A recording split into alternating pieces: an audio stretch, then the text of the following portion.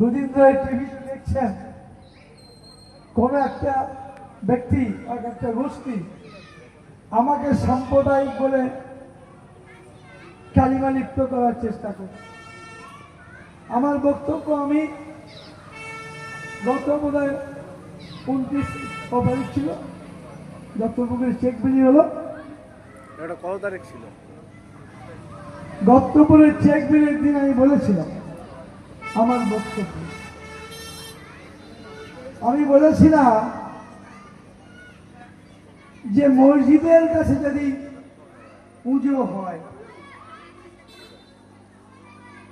পরধর্মের প্রতি সহিষ্ণুতা যেমন ইসলাম ধর্মে লেখা আছে, তেমন হিন্দু ধর্মেও বলা আছে সহিষ্ণুতা।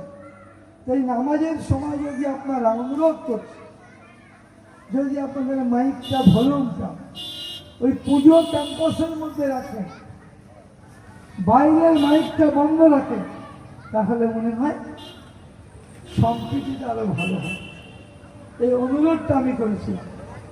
আমার এই বক্তব্যকে কেন্দ্র করে টিভিতে আজ 3 দিন দেখছি আমি নাকি পুজো বন্ধ করতে বলেছি। পুজোর সময় আমার বাবার ক্ষমতা আছে লগ্ন ছেড়ে দিয়ে পুজো বন্ধ করতে বলা?